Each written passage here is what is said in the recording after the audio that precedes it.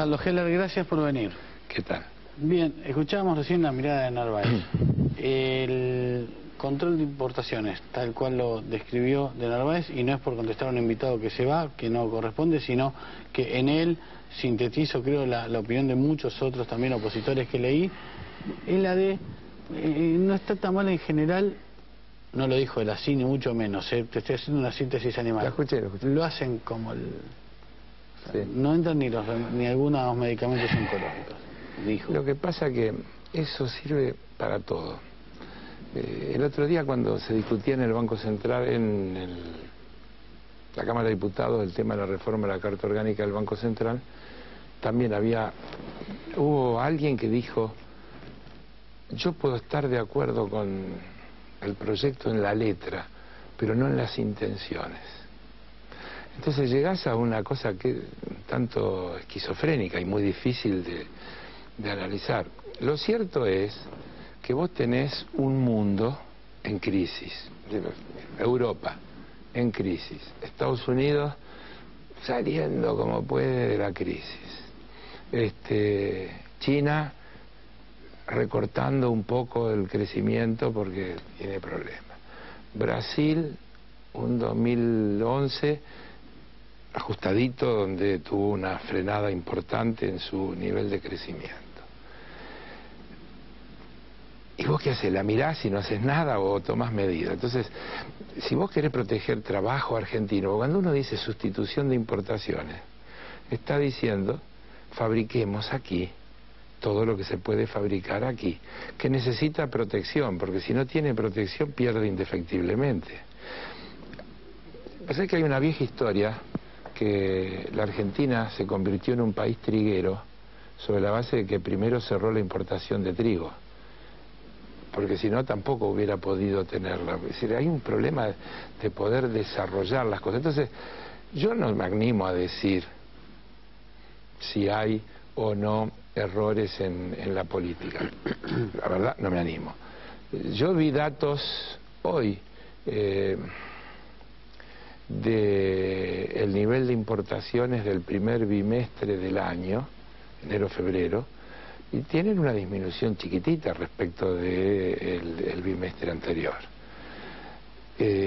Lo que hubo es un freno al crecimiento que venían teniendo las importaciones. Entonces, yo estoy absolutamente de acuerdo con la política de sustitución de importación. Ahora, tiene que estar bien hecha. Si no está bien hecha hay que corregirla. ¿Pero para vos está bien hecha o no está bien hecha? Vuelvo a repetir.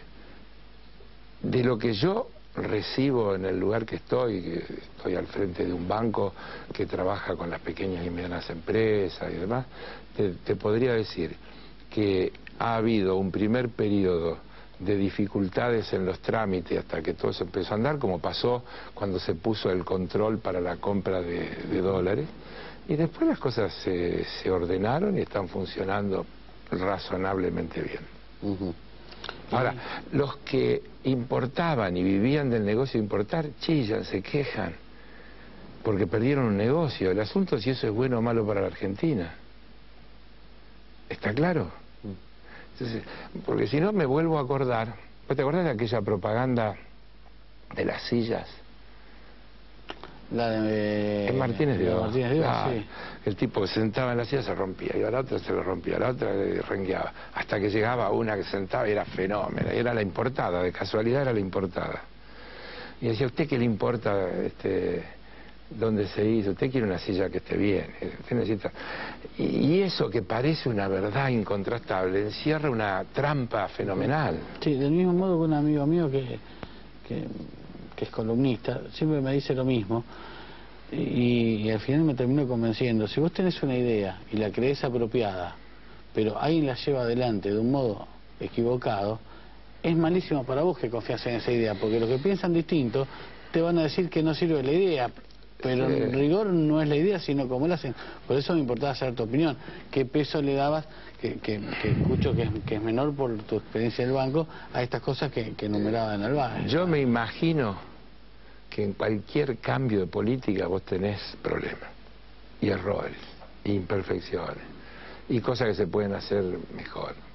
Pero, por eso, cuando discutimos eso tenés que discutir las imperfecciones, los errores, y no dejarte atrapar desde los problemas, lo que en realidad cuestiona de la política. Porque eso vale para todo. Es decir, el rol del Estado. Esa historia del Estado que se encarga de la salud, la educación y la seguridad, yo ya la escuché, ¿eh? Esa película ya la vivimos en la Argentina. En definitiva, era lo mismo que decía la Junta Militar, que lo que tenía que haber era un Estado que se ocupara de aquello que no era rentable, que la actividad privada no le interesaba. Es decir, la idea de la subsidiariedad del Estado. El Estado haciendo aquellas funciones de asistencialismo que desde luego a la actividad lucrativa no le interesa, y lo demás hay que dejárselo al mercado y a la iniciativa privada. Eso colapsó en el mundo, fue un desastre. Eso es lo que está viviendo el mundo desarrollado en crisis. ¿Y le explicas a la gente desde tu perspectiva de qué se trató el debate sobre el Banco Central? Sí, cómo no. En el año 92 se modificó la Carta Orgánica del Banco Central, Menem presidente, Cavallo ministro de Economía, y se le sacó toda la función y se le dejó una sola: defender el valor de la moneda. En el mensaje de elevación al Parlamento dice el Poder Ejecutivo, el ministro de Economía, defender el valor de la moneda es tan importante que los temas de equidad distributiva quedan relegados a un segundo plano. El Banco Central, todas las otras funciones que tenía se le sacaron. Ahora se le devolvieron las funciones que tenía.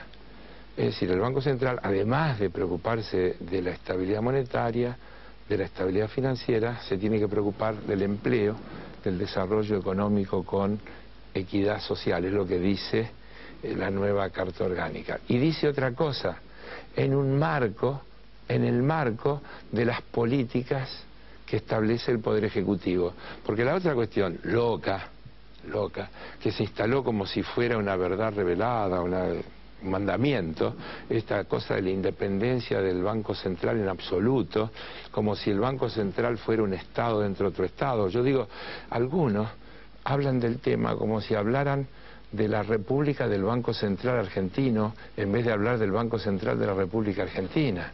Y entonces se imaginan al Banco Central como una cosa independiente, que elabora su propia política. Entonces vos tenés un gobierno que lo elige la gente, que lo vota, y un Banco Central que vaya a saber quién le fija las políticas y que no responde a las políticas públicas. Eso es lo que se puso ahora en sintonía.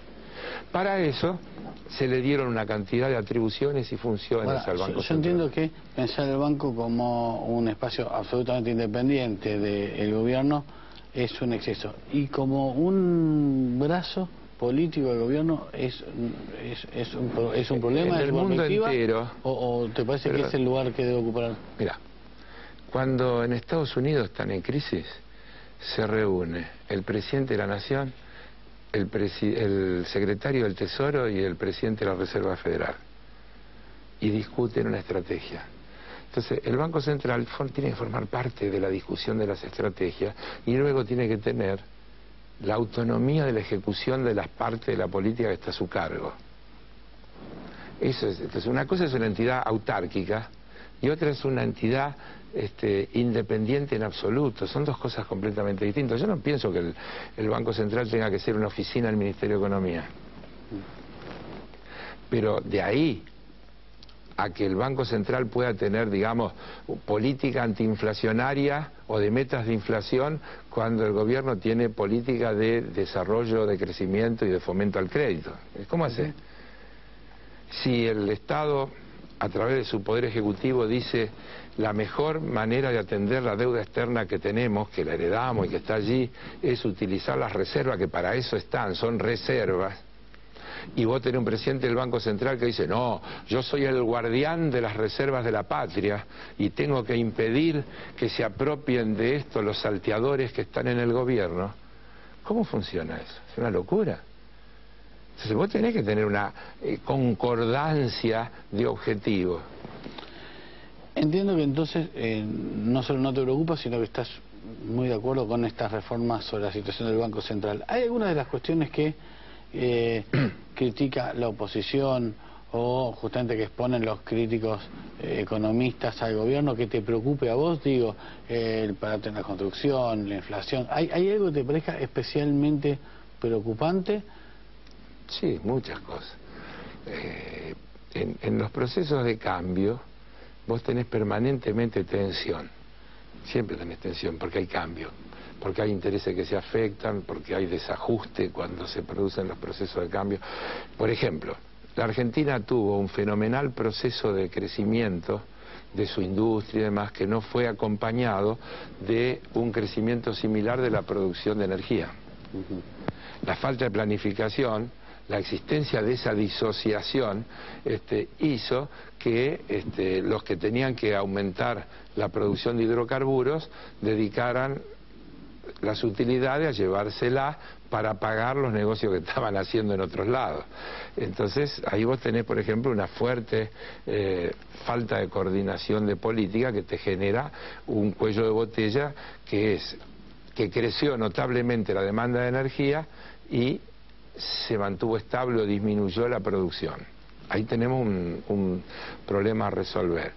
Creo que la Argentina no tiene una buena política de precios.